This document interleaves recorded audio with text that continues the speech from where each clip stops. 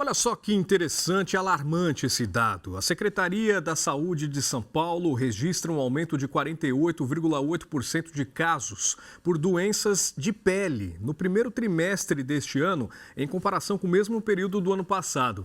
Gente, o frio é um fator que precisa de atenção para cuidados com a nossa pele. Então, para nos ajudar a entender melhor esse cenário e como podemos evitar problemas, eu vou conversar via internet com a dermatologista doutora Geisa Costa.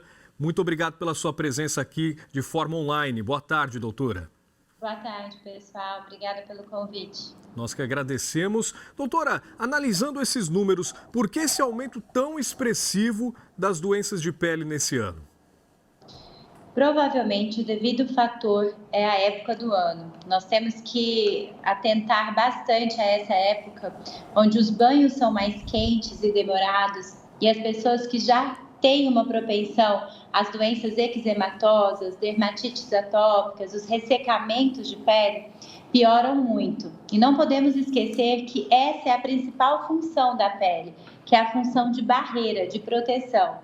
E se o clima está muito seco, já resseca mais a pele que tem uma condição genética alterada. E a pessoa toma mais banhos quentes, banhos demorados, com mais sabonetes, a pele fica ainda mais sem essa barreira íntegra.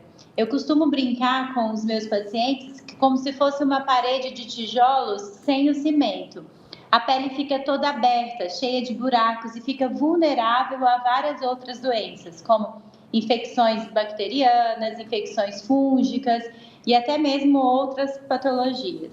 Então, quais são as principais recomendações para os meses mais frios? Mais importante de tudo é não tomar banho tão quente. A gente precisa quebrar a água. Ninguém aqui faz apologia a tomar banhos frios, não.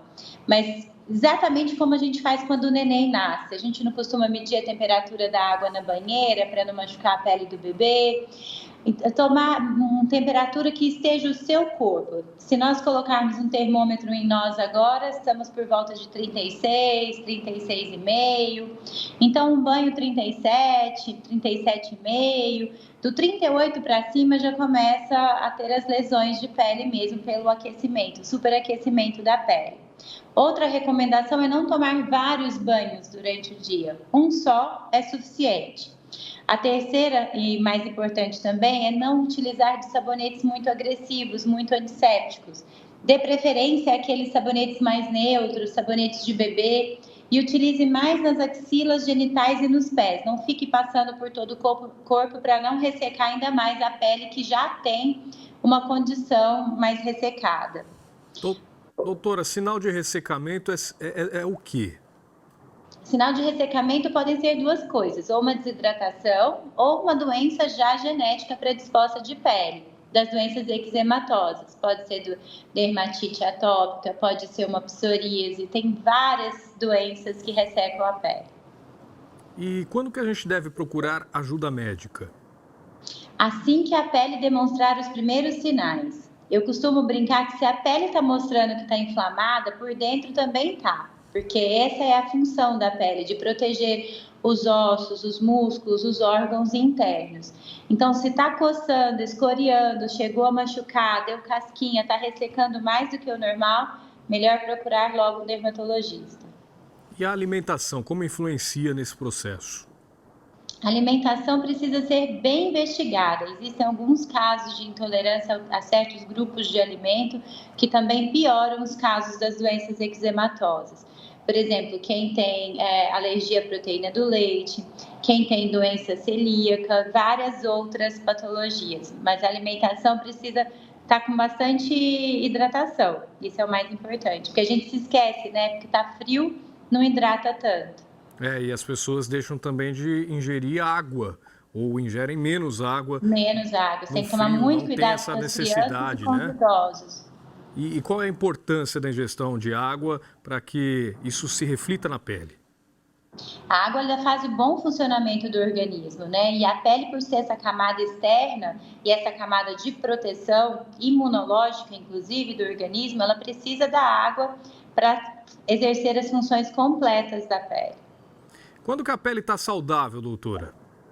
Quando a pele tem turgor, quando ela tem viço, brilho. E quais partes do corpo que podem mostrar um certo problema que precisa ser investigado? Existem algumas patologias que são assim, você tem a lesão de pele, você precisa investigar algumas coisas. Uma delas, por exemplo, é a dermatite herpetiforme. Se a pessoa tem dermatite herpetiforme de repetição, precisa se investigar a doença celíaca, que é uma intolerância ao glúten, que está nas farinhas brancas.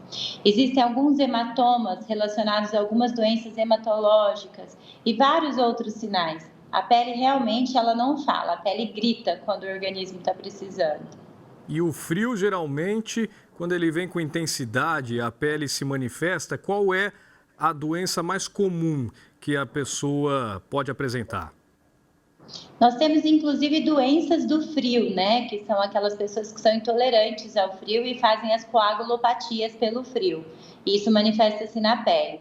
Mas essas em questão que nós falamos no início da entrevista são geralmente as dermatites atópicas, porque a pele já está seca, sem barreira cutânea e as bactérias que moram normalmente na nossa pele podem se alastrar e fazer um efeito negativo. Manteiga de cacau para a boca ajuda também, né, doutora? Sim, a gente precisa abrir mão de vários artifícios para hidratar.